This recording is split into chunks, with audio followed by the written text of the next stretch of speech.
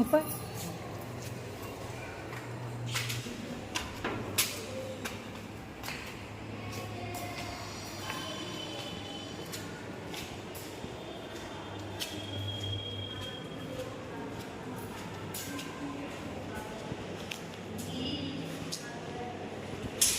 नहीं, हाँ हाँ कर लो कर लो।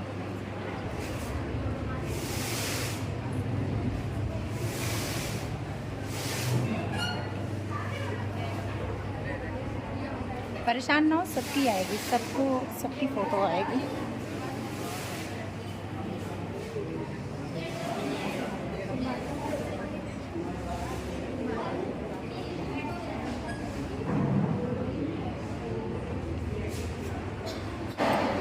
यहाँ उपस्थित सभी अध्यापक गणों का और जितने भी यहाँ पर सहयोगी कर्मचारी हैं उनका और सभी बच्चों को यथोचित अभिवादन। यथोचित अभिवादन का मतलब आपने समझा? यथोचित अभिवादन का अर्थ है जिसके जिसके लिए यथा योग्य जो अभिवादन होता है। अभिवादन का मतलब हम कहते हैं नमस्ते, प्रणाम, चरण स्पर्श या फिर सुप्रभात या फिर अलग अलग संस्कृति है सबकी, तो उनके अनुसार उनका जो अभिवादन है वो उनको मैंने दे दिया इस एक वर्ड में यथोचित, जिसके लिए जो यथा योग्य है, जिसको जो अच्छा लगता है उसका वैसा अभिवादन। किसी को नमस्कार करते हैं, किसी को प्रणाम करते हैं, किसी को चरण स्पर्श करते हैं और जो दूसरी संस्कृतियां हैं उनके अनुसार भी अलग अलग अभिवादन है। तो सभी का यथोचित अभिवादन। तो जब भी आपके मन में कभी संशय हो कि हम किसको क्या बोले, तो ये वन वर्ड में आप उसको ऐसा बोलना आपका उचित हो जाता है, ठीक है? क्योंकि यहाँ पर जैसे कि आपकी जो अध्यापिका है उन्होंने हमें बताया कि यहाँ पर सभी संस्कृति से जुड़े हुए बच्चे हैं और वो सही बात है, इसलिए सबका यथोचित अभिवादन। आज हम यहाँ पर एकत्रित हुए हैं अध्यात्म को जानने के लिए।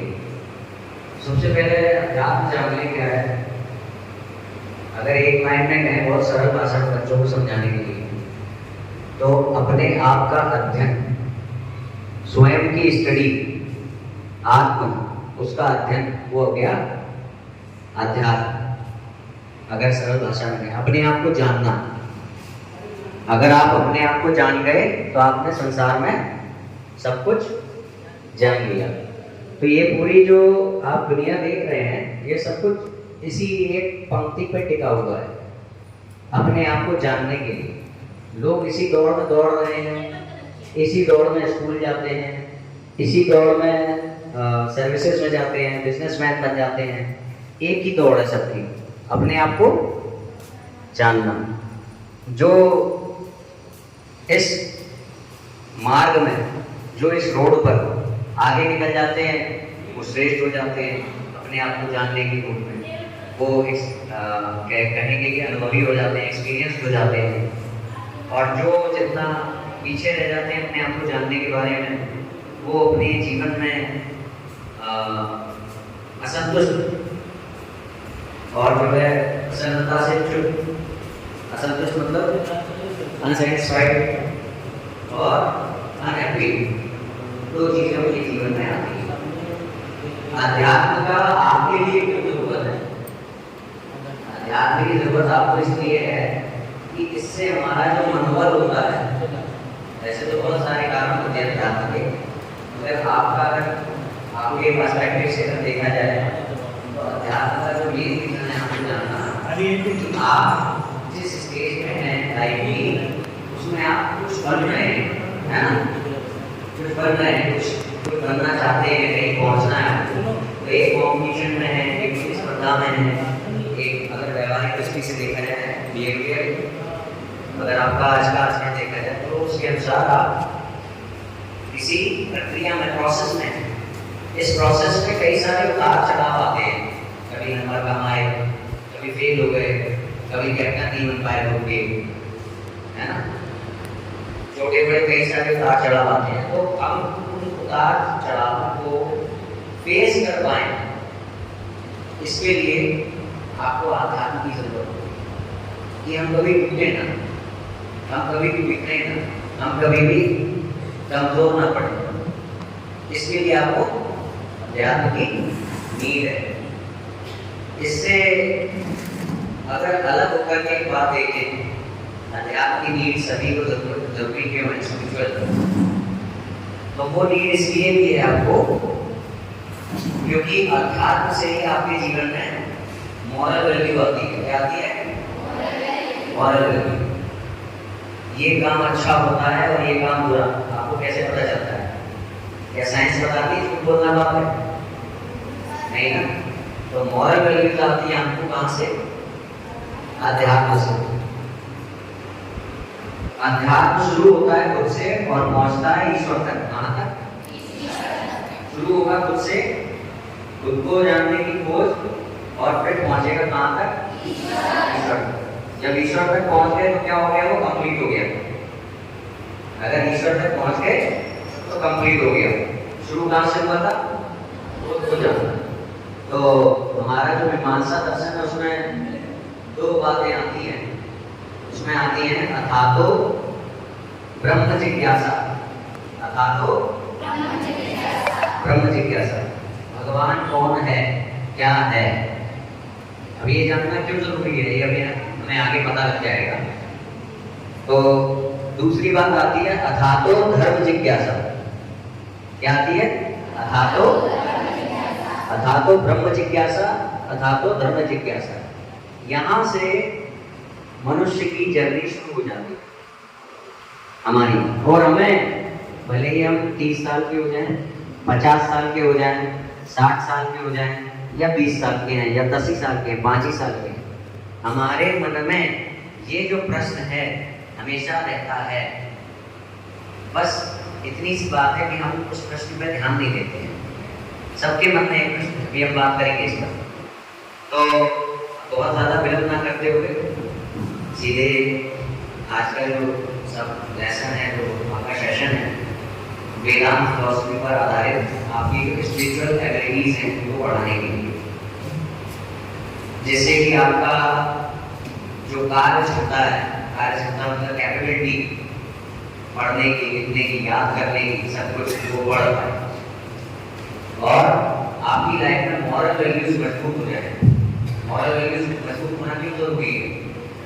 क्योंकि हम इंसान तभी तक कहलाए जा सकते हैं जब तक हमारे पास मॉरलिटी है। हमारे पास क्या है? हाँ, नैतिकता। तो हम मनुष्य तभी तक कहलाए जा सकते हैं जब तक हमारे पास क्या है? नैतिकता। अगर हमारे से नैतिकता को अलग कर दिया गया तो हम मनुष्य कहलाने लायक नहीं रह जाएंगे। इसको भी देखेंगे। तो शुरुआत करते हैं यहाँ से कि सबसे पहले ईश्वर है, ये आपको पता है सबको? अच्छा, आपसे अगर कोई पूछे कि मैं नहीं मानता ईश्वर को, तो आपके पास कोई उत्तर है उसके लिए? नहीं। ईश्वर है कि आप बिलीव करते हैं क्योंकि आपके मम्मी पापा ने कभी आपको बताया होगा, माता पिता ने, गुरुजनों ने आपको बताया होगा, इसलिए आपका मानना है कि ईश्वर है। मगर मैं अभी बिना मम्मी पापा के बताए हुए, बिना किसी गुरु के बताए हुए आपको यहाँ पर अभी हम प्रूव करने वाले हैं कि ईश्वर है। ठीक है? तो आज हम 5 ऐसे जरूरी लेसन सीखेंगे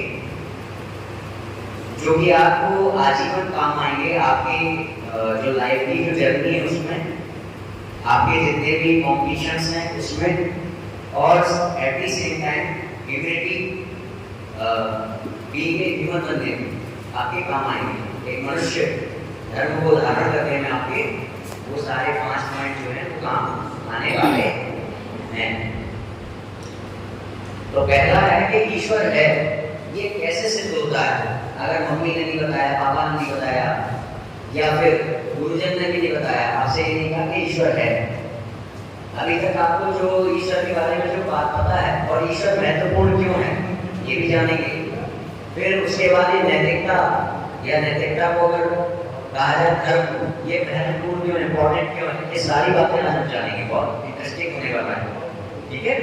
तो आप लोग थोड़ा ध्यान से सुनिएगा और बहुत इंटरेस्टिंग बनाया आपके लिए। तो सबसे पहले ईश्वर है ये कैसे सिद्ध होता है? पहला पॉइंट है हमारा जो आज आप सीख के जा रहे हैं यहाँ से, वो है इस दुनिया में, इस संसार में हर इंसान, इस संसार में हर मनुष्य भगवान को ही ढूंढ रहा है, फिर वो भले ही उसको नास्तिक क्यों ना कहता हो। अगर कोई खुद को ये भी कह रहा है ना कि वो नास्तिक है, मगर वो ढूंढ किसे रहा है? तो हमारा आज का पहला जो लेसन है वो क्या है? संसार का प्रत्येक मनुष्य भगवान को ही ढूंढ रहा है, भले ही वो खुद को नास्तिक क्यों ना मानता हो। अब ये कैसे प्रूव होगा? और इसी के द्वारा हम ये भी प्रूव कर लेंगे कि ईश्वर है।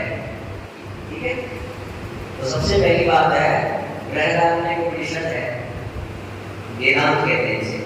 उपनिषदों को क्या कहा जाता है? वेदांत। बृहदारण्य उपनिषद में पहले अध्याय के तीसरे सर्ग के 28वें श्लोक में लिखा हुआ है, 1:28, असतो मां सद्गमया तमसो मां ज्योतिर्गमया मृत्युर्मा प्रतंगमया। ठीक है, जो अर्थ है जानने का शायद प्रयास किया हो आपकी, तो अभी आयु इतनी नहीं है, संभवतः आपने प्रयास नहीं किया होगा। इस श्लोक में पूरा संसार है, इस श्लोक में पूरा संसार। थोड़ा सा आज का पहला लेसन है, इससे आपको याद है।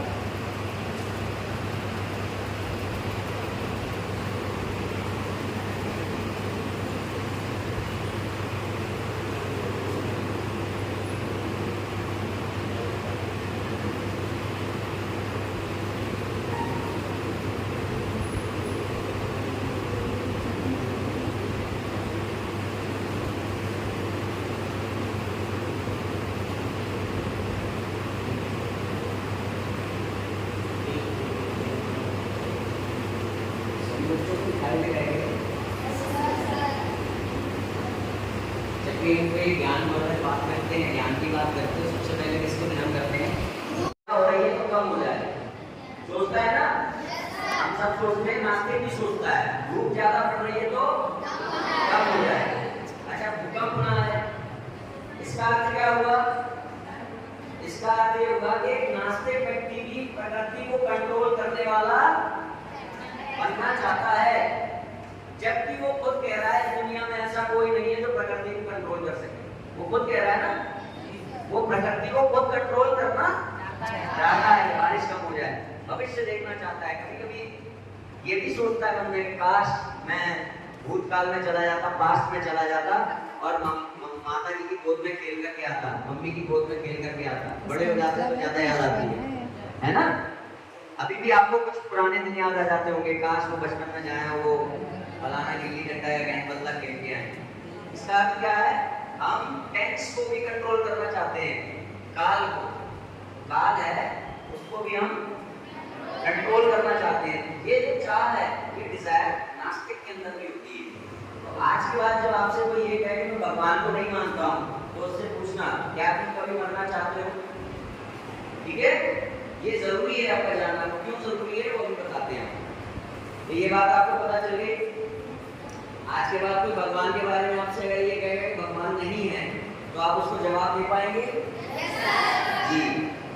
तो ये पहली बात आप सबको पता होनी चाहिए। इसीलिए हमने पहला जो नैरेटिव है वो लिखा है, संसार का प्रत्येक मनुष्य भगवान को ही ढूंढ रहा है। ये सर्वसिद्ध बात है, फिर वो भले ही उससे अपने आप को नास्तिक क्यों ना कह रहा हो। अच्छा, मगर हम लोग आईफोन को पाना कब चाहते हैं? जब हमें उसकी सूचना मिल जाती है ना। इस दुनिया में मोबाइल है, मगर हम उसको पाना कब चाहेंगे? जब उनको यूट्यूब पे, गूगल पे, आज तक न्यूज चैनल पे कहीं से पता लग जाए कि आईफोन वालों ने बहुत अच्छा मोबाइल निकाला है नया, तब हमारे मन में आता है काश ये मोबाइल हमारे पास आ जाए। तो फिर हमारे मन में भगवान जैसा बन जाने की चाह क्यों आई? हमको तो किसी ने बताया नहीं, जबकि चाह हमारे अंदर ऑलरेडी है, जन्म से क्या होता है। ये आया ना क्वेश्चन, समझ रहे हैं? आपको किसी ने नहीं कहा कि इस दुनिया में कोई भगवान है, फिर भी आपकी अंदर चाह मौजूद है भगवान के पास जाने की, है ना। भगवान जैसा बनने की चाह सबके अंदर है ना।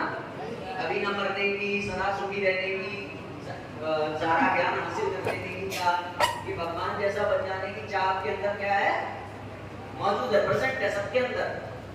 तो ये क्यों है, इसके लिए सनातन धर्म कहता है ये इसलिए है क्योंकि आप भगवान के अंश हो, ईश्वर के आप क्या हो, अंश। तो इसलिए आपके अंदर वो चाह आ रही है अपने आप जन्म से।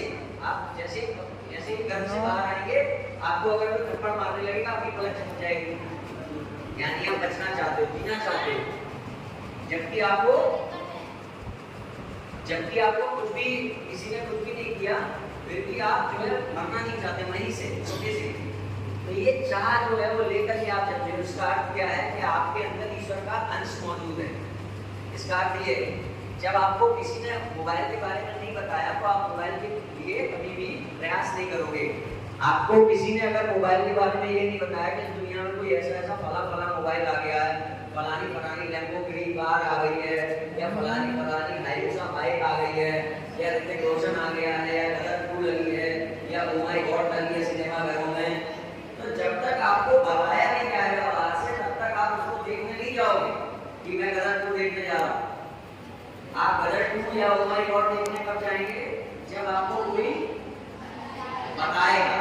तो भगवान के बारे में आपको किसी ने नहीं बताया कि इस दुनिया में कोई अमर है, इस दुनिया में कोई ऐसा है, फिर भी आपके अंदर जन्म से ही ये चाह विद्यमान है कि मैं कभी ना मरूं, मैं सब कुछ जान लूं और मैं सब कुछ कंट्रोल कर लूं। विद्यमान है ना। आपके मन में आता होगा टीचर आज ये वाला चैप्टर पढ़ाएं, टीचर ऐसे बात करें, टीचर मेरे अनुसार चले, आता है मन में कि गुरु मेरे जो गुरुगण है वो भी मेरे अनुसार चलने लगे, टीचर बैठे हैं कैसे कहें बच्चे क्या माता पिता भी मेरे अनुसार चलने लगे। तो ये सब भाव क्यों आ रहे हैं, आपको जन्म से मिला है, क्योंकि हमारे अंदर ईश्वर का अंश मौजूद है। तो ये दूसरी बात है, जो ईश्वर का अस्तित्व जब किसी नास्तिक के सामने सिद्ध करें तो आपके प्रूव करते हैं, आपको ये बातें पता होनी चाहिए। ठीक है, तो पहला नैरेटिव हमारा क्लियर हो गया।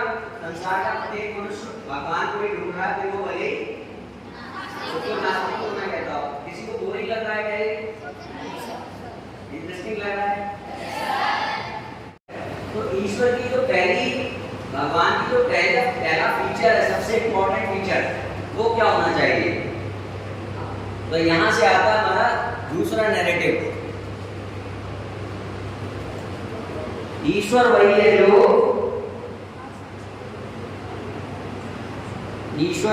जो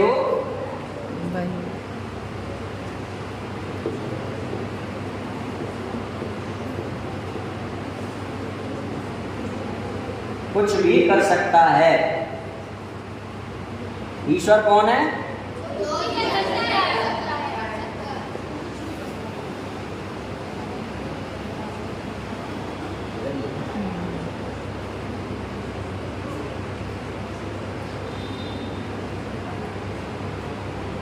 तो ये हमारा दूसरा नैरेटिव है, ईश्वर वही है जो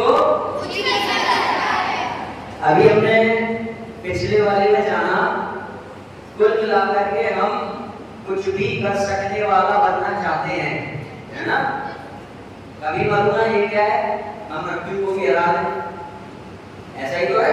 कभी ना मरने की चाह का मतलब क्या है, हम मौत को भी हरा दें, तो हम प्रकृति को कंट्रोल कर लें। तो इसका अर्थ क्या हुआ कि हम कुछ भी कर सकने वाला बनना चाहते हैं। तो फिर ईश्वर कौन होगा? हमारे अंदर चाह है, तो चाह का विषय कौन होता है? जिसके अंदर वो गुण मौजूद हो। जैसे हमारे अंदर खाने की भूख है, तो खाना कौन होगा? तो हमारी भूख को मिटा दे। हमारे अंदर प्यास है, तो पानी में क्या होगा? जो हमारी प्यास को, तो हमारे अंदर जब सब कुछ कर सकने वाला बनने की चाह है, तो इसका जो सब्जेक्ट है वो क्या होगा? कुछ भी कर सकने वाला। तो ईश्वर वही है जो, ये कहाँ लिखा है? ये लिखा है तैत्तिरीयोपनिषद।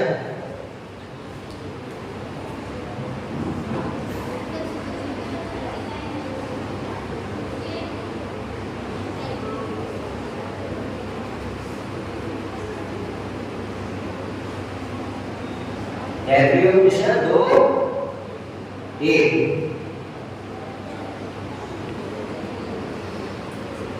लिखा है तैत्तिरीयोपनिषद 2:1 में, क्या लिखा है? सत्यम ज्ञानम अनंतम ब्रह्म। थोड़ा कठिन है। सत्यम ज्ञानम अनंतम ब्रह्म। सत्य है, ज्ञान है और अनंत है, वही ब्रह्म है, वही भगवान है। तो ईश्वर वही है जो कुछ भी कर सकता है। अब अगर हम जो वैदिक संस्कृति है, जो वैदिक स्क्रिप्चर्स है, उसके अकॉर्डिंगली अगर जानना चाहें भगवान देखिए क्या करते हैं। अगर कोई कहे कि वो मछली नहीं बन सकते तो वो मत्स्य अवतार ले लेते हैं। अगर कोई कहे कि वो कछुआ नहीं बन सकते तो वो कछुए का अवतार ले लेते हैं। अगर कोई कहे कि वो वराह नहीं बन सकते तो वो वराह का अवतार ले लेते हैं। अगर कोई कहे कि वो जन्म नहीं ले सकते मनुष्य के रूप में तो वो राम बन के जन्म लेते हैं। अगर कोई कहे कि वो क्या कहते हैं मर नहीं सकते तो वो कृष्ण के रूप में आके मृत्यु को प्राप्त होकर के भी दिखा देते हैं। ये सब भगवान क्यों कर रहे हैं? क्योंकि वो आपको बताना चाह रहे हैं कि ईश्वर वही है जो कुछ भी कर सकता है। अगर कोई ऐसा है जो ये कह रहा है कि मैं ईश्वर तो हूँ मगर मैं जन्म नहीं ले सकता, या यहाँ नहीं जा सकता, या वहाँ नहीं जा सकता, या वो फलाना कार्य है तो मैं नहीं कर सकता, तो इसका मतलब वहाँ पर हमें विचार करने की आवश्यकता है। विचार करने की आवश्यकता है, क्योंकि ईश्वर की सबसे पहली क्वालिटी क्या है कि वो कुछ भी कर सकने वाला होना चाहिए, अनलिमिटेड होना चाहिए। उसके अंदर कभी भी ये बात ना है, ईश्वर के लिए कभी भी ये बात नहीं की जा सकती कि दुनिया में कोई ऐसा कार्य है जो ईश्वर ना कर सके। अर्थात दुनिया में कोई ऐसा कार्य है जिसके लिए ईश्वर के सामने ये ना कर सके, he can't do it। ईश्वर के लिए हम ये नहीं कह सकते। इसीलिए ईश्वर देखिए सभी धर्मों में कहा गया है मैं कुछ भी कर सकता हूँ। सभी धर्मों में भगवान श्री कृष्ण भगवद गीता के 4वें अध्याय के 7वें श्लोक में कहते हैं, क्या कहते हैं? जब जब धरती पे पाप बढ़ता है मैं अवतार लेता हूँ। जब जब धरती पे पाप बढ़ता है मैं प्रकट हो जाता हूँ। अच्छा, कोई अगर ये कहे क्या ईश्वर झूठ बोल सकते हैं? तो वो झूठ भी बोल सकते हैं। श्री कृष्ण के रूप में झूठ बोलते थे कि नहीं? मोहिनी के रूप में, बुद्ध अवतार के रूप में उन्होंने झूठ बोले। ठीक है, कोई अगर ये कहे क्या ईश्वर सिर्फ सच बोल सकते हैं कि नहीं? तो राम के रूप में आ जाते हैं, मर्यादा पुरुषोत्तम श्री राम। मेरी गर्दन को देख के ये लोग हाँ नहीं कर रहे और मैं इनको भरमा रही हूँ। जब हम ये कहेंगे क्या भगवान सच बोल सकते हैं तो राम बन के आ जाते हैं। जब हम ये कहेंगे कि क्या भगवान झूठ बोल सकते हैं तो बन के आ जाते हैं झूठ बोलने। वो आपको बता रहे हैं। अच्छा, कई बार आता है कि क्या भगवान रासलीला ये रास मचा सकते हैं या रो सकते हैं या ये कर सकते हैं? तो भगवान के सामने हम ये नहीं लिख सकते कि कोई भी दुनिया में ऐसा कार्य है जो भगवान नहीं कर सकते। तो भगवान ने ये सारी जो चीजें की है ना, मछली बन जाना, कछुआ बन जाना, नरसिंह अवतार ले लेना, खंबा फाड़ के निकल आना, है ना? हाँ बिल्कुल। निकले थे ना हिरण्यकश्यप को मारने के आप लोग ने कारण है, साइंटिफिक है, स्पिरिचुअल है, फिलोसॉफिकल है, सारे कारण हैं। एक कारण सब जगह पर है, क्या? कि भगवान आपको क्या बता रहे हैं? मैं ईश्वर हूँ और मैं कुछ भी कर सकता हूँ। हाँ, तो दूसरी बात आपको जो जीवन पर याद रखनी है वो क्या रखनी है? ईश्वर वही है जो ईश्वर के सामने हम ये नहीं लिख सकते कि दुनिया में कोई ऐसा काम है जो ही कांट डू इट नहीं लिख सकते। अगर ईश्वर के सामने हमने ही कांट डू इट लिख दिया तो ईश्वर जिसकी वो बात हो रही है वो ईश्वर नहीं है। तो ये हमारा दूसरा पॉइंट है, ईश्वर वही है जो कुछ भी कर सकता है। वानर बन जाएंगे, नरसिंह बन जाएंगे, मछली बन जाएंगे, वराह बन जाएंगे, बौना बन जाएंगे, रोएंगे, हंसेंगे, नाचेंगे, कूदेंगे। इन सब के पीछे वैसे बहुत सारी गहराई वाली बातें हैं, मगर एक बात हमेशा है कि ईश्वर वही है जो कुछ भी चिल्लाना नहीं है, मतलब आराम से बोलना। अब इससे दोनों से मिलकर के बात निकलती है धर्म, नैतिकता और मानवता। अब ये दोनों बातें हमने जानी क्यों? ये दोनों बातें इसलिए जानी कि 4 चीजें हैं जो जानवर और मनुष्य में समान हैं। क्या क्या चीजें हैं? सुनो, बहुत ध्यान से सुनो। अब यहाँ पे वो बात आ जाती है कि आपको ये दोनों बातें हमेशा ध्यान रखने की जरूरत क्यों है? आपको ये दोनों बातें सदा ही ध्यान रखने की आवश्यकता क्यों है? क्योंकि अगर ये दोनों चीजें आपको मालूम है तभी आपके पास क्या है जी, धर्म को एक दूसरी भाषा में नैतिकता कहते हैं, नैतिकता को एक दूसरी भाषा में मानवता कह लीजिए, और एक शब्द और लगा सकते हैं धर्म के लिए, मर्यादा। क्या लगा सकते हैं? मर्यादा। धीरे बोलना है, धीरे। तो इन सबका एक ही अर्थ है, धर्म, नैतिकता, मानवता या मर्यादा। हम किसी विशेष धर्म की बात नहीं कर रहे हैं यहाँ पे। मानवता कोई धर्म कहा जाता है, नैतिकता ये कोई तो हर किसी के पास धर्म है। कहा जाता है, और मर्यादा कोई धर्म कहा जाता है। तो ये कैसे आते हैं हमारे जीवन में? ये आए क्यों? जब मनुष्य के अंदर ये बन जाने की प्यास जागृत हुई तो उसे मालूम पड़ा कि दुनिया में कोई ये है। मगर मनुष्य के जो लक्ष्य था वो केवल ये जानना थोड़ी ना है कि इस दुनिया में कोई आईफोन है, उसको आईफोन को हासिल करना चाहता है। तो आपको मालूम पड़ गया कि भगवान है, मगर ये आपका लक्ष्य नहीं मालूम करना। आपका लक्ष्य क्या है? भगवान को हासिल करना। आपका शुरू में लक्ष्य क्या था? सब कुछ करने वाला बन जाना, सब कुछ कर सकने वाला बन जाना आपका गोल था, एम था। तो आपका लक्ष्य है ईश्वर के पास, आवाज मत करो, ईश्वर जैसा बन जाना, ईश्वर तक पहुंच जाना। Don't do. ईश्वर को प्राप्त करने के लिए आपको दिए जाते हैं, क्या दिए जाते हैं? नियम। क्या दिए जाते हैं? नियम। यही नियम होते हैं मर्यादा, यही नियम होते हैं मानवता, यही नियम होते हैं, यही नियम होता है। आपकी जिंदगी का मेन मकसद क्या है? कुल मिलाकर के पैसे क्यों कमाना चाहते हैं? क्यों कमाना चाहते हैं? क्यों बड़ा आदमी बनना चाहते हैं? अमीर बनना है। हाँ, अमीर बन के आपको क्या मिलेगा? सुख मिलेगा ना। और ऐसा सुख प्राप्त करना चाहते हैं कि मेरे पास इतने पैसे होंगे कभी खत्म ना हो, मैं ऐसा बन जाऊं कि दुनिया में सबसे टॉप पर बैठूं। कुल मिलाकर के हमारा मन क्या कर रहा है? भगवान जैसा बन जाने का। तो अब क्या होता है, जब आपकी ये जो मेन इच्छा है ना, भगवान जैसा बन जाने की इच्छा, इस शिक्षा के लिए आपको बताए जाते हैं नियम कि अगर आपको भगवान जैसा बनना है तो आपको क्या करना पड़ेगा? झूठ बोलना बंद करना पड़ेगा, पाप करना बंद करना पड़ेगा, है ना, दुर्व्यवहार करना बंद करना पड़ेगा, भेदभाव करना बंद करना पड़ेगा, मनुष्यों के साथ जानवरों जैसा बर्ताव करना बंद करना पड़ेगा, या कई संस्कृति को बताया जाएगा कि मांस मत खाया करो, है ना, ये क्या है? नॉन वेज मत खाया करो। ये नियम आपको बताए जा रहे हैं जिससे कि एट दी एंड आपकी वो इच्छा पूरी हो जिस इच्छा के लिए आपकी शुरुआत हुई थी। आपके मन में जो बात है ना अमीर बनने की, अमीर बनने से वो इच्छा पूरी नहीं हो सकती। क्यों?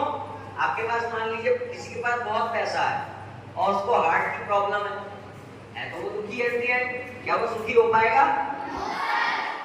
उसको मृत्यु का भय सताएगा। तो मृत्यु के भय से मुक्त कर दे ये वो शिक्षा है। क्या शिक्षा है? आपको मृत्यु भी ना डरा सके, आपको सुखी रखे। आपको पता चल गया, किसी को पता चल गया फलाने को कैंसर है, ये है, वो है, तब भी हम घबराएं नहीं, डरे नहीं, कुछ मन में आएंगे या कुछ नहीं होगा। तो ये वो शिक्षा है। तो ऐसा बनने के लिए ही आपको बताए जाते हैं क्या? रूल्स। और इन्हीं रूल्स को कहते हैं नियम। और इन्हीं नियम को मर्यादा, मानवता, नैतिकता और धर्म। कि आप ऐसा करोगे तो अच्छा होगा और ऐसा करोगे तो अच्छा नहीं होगा। क्यों? ऐसा करोगे तो आप भगवान से दूर जाओगे और ऐसा करोगे तो भगवान के पास जाओगे। यही होता है धर्म।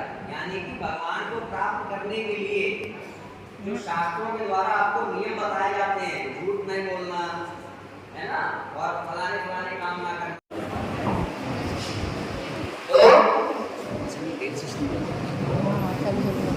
तो हम टॉप ऑफ द वर्ल्ड करना जो चाहते हैं, है ना, वो चाहने के लिए हमें मिलता है कि अगर झूठ बोलोगे तो भगवान से दूर जाओगे, सच बोलोगे तो भगवान जैसे बन जाओगे, अगर पाप करोगे तो भगवान से दूर जाओगे, अगर पाप नहीं करोगे तो भगवान जैसा बन जाओगे।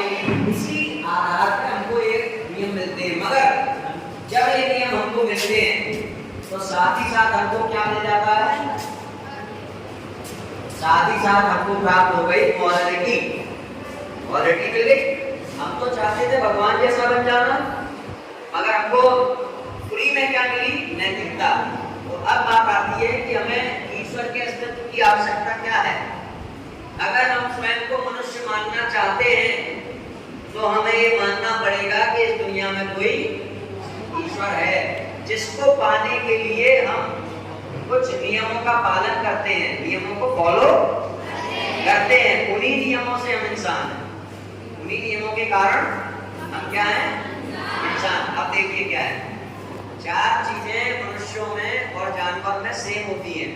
सुनो, आहार यानी कि फूड, निद्रा यानी कि स्लीप, भय यानी कि डर, और एक होती है महत्व, उसके बारे में नहीं बात करते। ये 4 चीजें जो हैं मनुष्यों में और जानवर में क्या कहते हैं, जानवरों में सेम होती हैं। यानी अगर देखा जाए यहाँ नहीं लिखा है, वहाँ लिखे जानवर भी खाना खाता है, मनुष्य देखो, सुनते हैं, जानवर भी सुनता है। जानवर और मनुष्य में कितनी चीजें में अंतर है, वो देखो। इसके अलावा महत्व मनुष्यों में भी है और जानवरों में जानवरों में भी है। मगर कौन सी चीज है जो जानवर को, मनुष्य को जानवर से विशेष बना देती है, वो कौन सी चीज है? ये इम्पोर्टेंट लाइन है, धर्म। जानवर और मनुष्य में अंतर। जानवरों का कोई भी धर्म नहीं है। उनके जानवर का होता है कोई धर्म? नहीं होता है। कहाँ सोना है, हाथ धोने हैं कि नहीं, जानवर को पता है ये चीज? नहीं पता है ना, अंतर देखो। अगर बहुत सरल भाषा में अगर देखें कि कौन हमारी माता है, कौन हमारी बहन है, कौन हमारी बुआ है, क्या ये साइंस हमें बता सकती है? नो। कौन बताएगा? धर्म। धर्म। साइंस की किताब आपको ये नहीं बता सकती कि वो आपकी बुआ है, ये बताएगा धर्म। धर्म यानी कि रिश्ते नाते जीवन में जितने भी, क्या जानवर कुछ रिश्ते मानते हैं क्या? नहीं। वो लोग मानते हैं कि कोई हमारी बुआ है, कोई हमारी चाची नहीं है ना। यही अंतर है जो आपको और जानवरों से श्रेष्ठ बना देता है। अगर आपके पास धर्म नहीं होगा तो आप अपने आप को मनुष्य नहीं कह सकते। तो धर्म कब होगा? जब आप ये मानेंगे कि इस दुनिया में कोई ईश्वर है। ठीक है, तो ये जो शक्ति में हमें प्राप्त होता है वो क्या होता है? धर्म। और अगर कोई व्यक्ति ये कह रहा है कि इस दुनिया में कोई ईश्वर नहीं है और वो किसी को माता कह रहा है, किसी को बहन जी कह रहा है, किसी को बुआ कह रहा है, तो इसका अर्थ है कि वो अनजाने में भगवान को मानता है। वो तभी कह सकता है, क्योंकि संसार की कोई भी वैज्ञानिक किताब ये आपको नहीं बताएगी कि वो आपकी बहन है, वो आपकी चाची है। ठीक है, तो इसलिए आपको आवश्यकता है इन दोनों बातों की। किस लिए? मानव बन जाने के लिए। धर्म की आवश्यकता क्यों है आपको? मानव बन जाने के लिए। और मानव बनने की आवश्यकता क्यों है? तभी तो आप श्रेष्ठ हो जानवरों से। आप में, आपके अंदर भिन्नता क्या है? आप क्यों अलग हो जानवरों से? क्योंकि आपके पास क्या है? धर्म।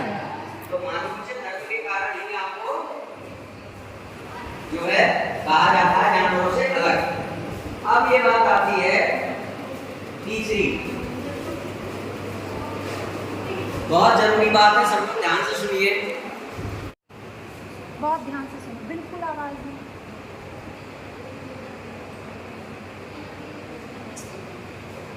एक चीज तो क्लियर हो गई ना, केवल ऐसे ग्रंथ प्रमाणित माने जा सकते हैं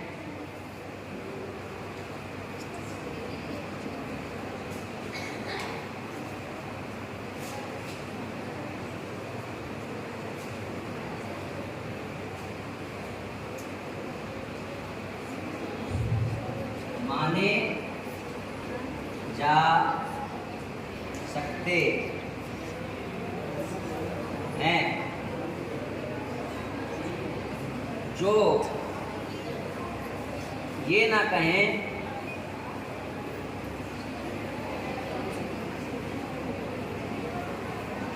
कि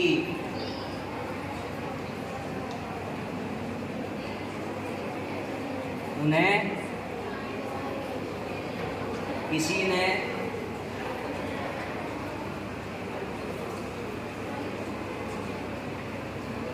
रचा है।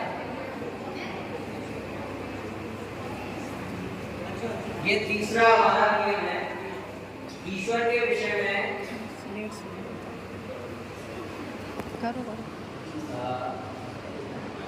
थोड़ा सा लेट शुरू हुआ था।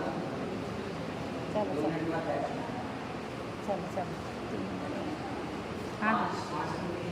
हाँ ठीक है, स्टार्ट करो। ईश्वर के विषय में एकमात्र उन ग्रंथों को हम प्रमाणित मान सकते हैं जो ग्रंथ ये ना कहें कि हमको किसी ने बनाया। क्यों? क्योंकि हमने अभी जाना था इससे जस्ट पहले कि ईश्वर वही है जो, तो अगर कोई ग्रंथ है जो ये कहता है कि मुझको जो है ईश्वर ने बनाया, तो ईश्वर को झूठ भी बोल सकते हैं ना। हमने जाना ना कि ईश्वर वही है जो, अगर कोई ग्रंथ ऐसा है तो ये कह रहा है कि जो हमको जो है ईश्वर ने बनाया है डायरेक्ट, तो हम उसको प्रमाणिक नहीं मान सकते ईश्वर के विषय में। ये बात कहाँ लिखी है? बृहदारण्यक में लिखता नहीं हूँ, टाइम ज़्यादा लगेगा।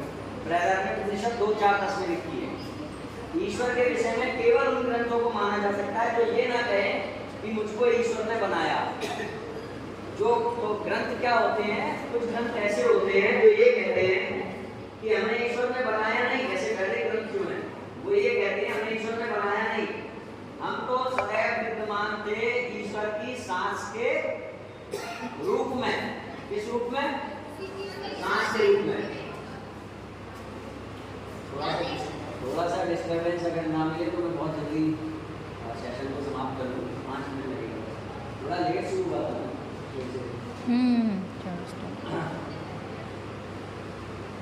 तो जो वैदिक स्क्रिप्चर्स हैं वो ये कहते हैं कि हमें ईश्वर ने रचा नहीं है, हमें जो है हम सदैव विद्यमान थे हमेशा से। कब से? जब से ईश्वर है। किस रूप में?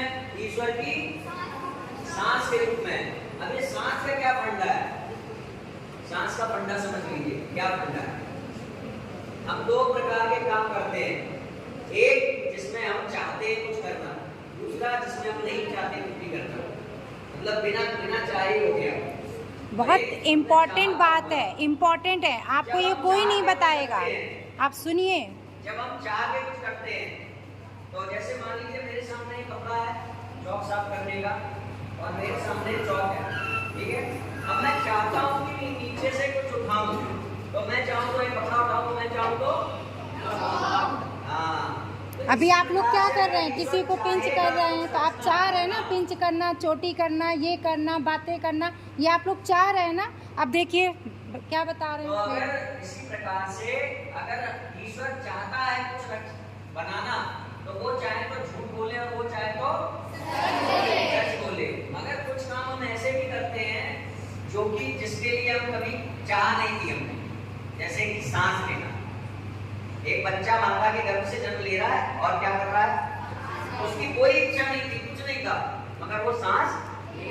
इसी रूप में जो वैदिक स्क्रिप्चर्स हैं जो ईश्वर के संबंध में प्रमाणित माने जाते हैं, इसी रूप में हमेशा से विद्यमान है। वो ये नहीं कहते कभी हमको ईश्वर ने बनाया। वो ये कहते हैं कि हम सदैव विद्यमान थे ईश्वर की सांस के रूप में। तो ये हो गया अपना तीसरा नियम, ये भी आपको याद रखना है। और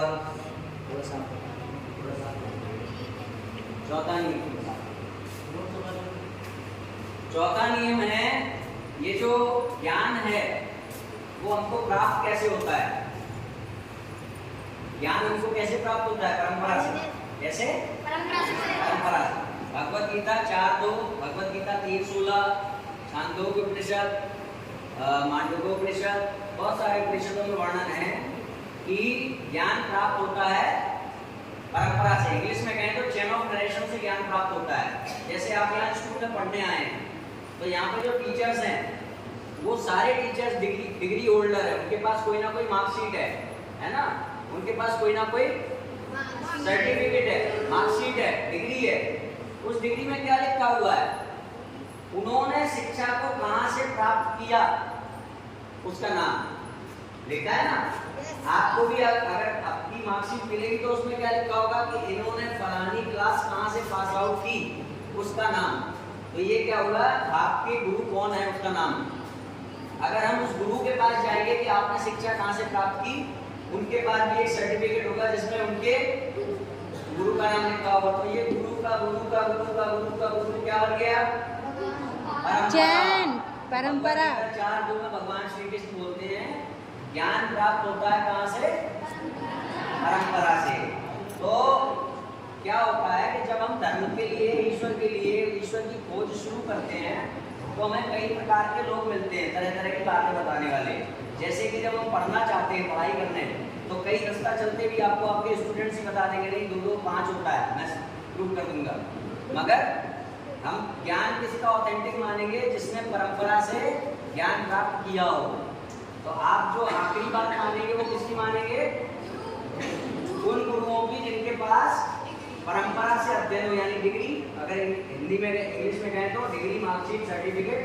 और जो धर्म का ज्ञान हम प्राप्त करते हैं वो कहाँ से प्राप्त करते हैं, परंपरा। आचार्य। हिंदी ये हो गई, इंग्लिश में आप उसको जानते हो डिग्री, मार्कशीट, सर्टिफिकेट, आप इंग्लिश में उसे इस रूप से जानते हैं। तो ये 4 जो चीजें हैं, आज की पहला नैरेटिव में क्या जाना, इस दुनिया में हर इंसान, इस संसार का प्रत्येक मनुष्य भगवान को ही ढूंढ रहा है, कि वो भले ही ईश्वर वही है जो। और तीसरी जो बात है वो क्या है कि ईश्वर के विषय में वही ग्रंथ प्रमाणित माने जा सकते हैं जो ये ना कहते हो कि उनको ईश्वर ने रचा। ठीक है। चौथी बात, ज्ञान प्राप्त कहाँ से होता है, परंपरा।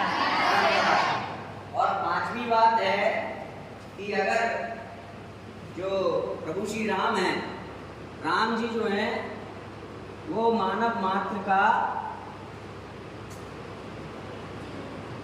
प्रभु जो 5वां जो हमारा आज का टॉपिक है, प्रभु श्री राम, ये किसी धर्म विशेष के लिए वो नहीं है कि भगवान, वो हटा दीजिए, आदर्श।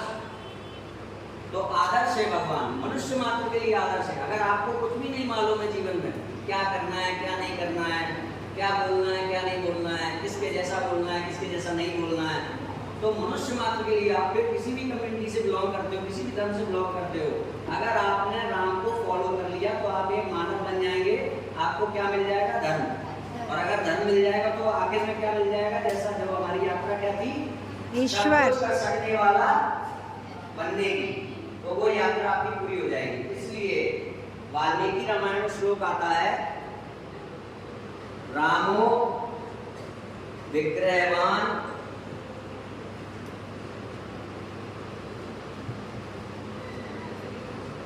धर्मः, रामो विग्रहवान धर्मः। ये है वाल्मीकि रामायण 3:37 और 13। ये कहा जा रहा है कि राम जो है चलते फिरते जीते जागते धर्म है। तो अगर आपको मनुष्य बनना है, क्या बनना है, मनुष्य, तो जो राम ने किया वो आप करो। राम क्या थे, वो कहते थे रघुकुल रीत सदा चली आई, प्राण जाई पर वचन न जाई। तो आप कभी भी झूठ मत बोलो। राम कहते थे एक नारी सदा ब्रह्मचारी, आगे चल के आपका विवाह होगा तो हमेशा एक पत्नी को समर्पित करने वाला बनो। राम ने कभी भी पिता की आज्ञा का अनादर नहीं किया, तो क्या आप कभी भी अपने माता पिता की आज्ञा का अनादर न करें। तो सारी चीजें आप अगर राम से सीख लेंगे तो आप मानव बन जाएंगे, आपको धर्म मिल जाएगा, और आपकी जो सच्चित आनंद की जो जर्नी शुरू हुई थी पहले पॉइंट से, वो आपकी कंप्लीट हो जाएगी। 5 पॉइंट हम फटाफट दोहरा लेते हैं एक बार। पहला पॉइंट है, इस दुनिया में हर व्यक्ति भगवान को ही। दूसरा पॉइंट है, ईश्वर वही है जो तीसरा पॉइंट है, ईश्वर के विषय में ऐसे ग्रंथ ही प्रमाणिक माने जा सकते हैं जो ये ना कहते हो कि। और पांचवा पॉइंट है, राम धर्म का साक्षात स्वरूप है। अगर किसी को धर्म का पालन करना है तो वो राम का अनुकरण, राम को फॉलो कर सकता है। ये बात कृष्ण के लिए नहीं कही गई है, ये बात दुनिया में अन्य किसी भी व्यक्तित्व के लिए नहीं कही गई है कि आप उसको पूरा फॉलो कर लो, नहीं, केवल और केवल राम के लिए कही गई है कि आपको अगर धर्म का पालन करना है तो राम को फॉलो कर लें। इसी के साथ आज का ये सेशन आपके लिए थोड़ा सा जल्दी के कारण, समय के अभाव के कारण कम करना पड़ रहा है। हमारी क्लासेस चलती हैं ऑनलाइन, तो जो बच्चे उन क्लासेस में संडे को चलती है ऑनलाइन क्लास जूम पर 1 घंटे की होती है, तो जो भी बच्चे इसमें आगे इसको थोड़ा एक्सप्लोर करना चाहें, पढ़ना चाहें इसको संडे वो अपना नाम, कॉन्टैक्ट नंबर मेंशन कर दें। सभी को यथोचित अभिवादन, ठीक है, सभी को अभिवादन।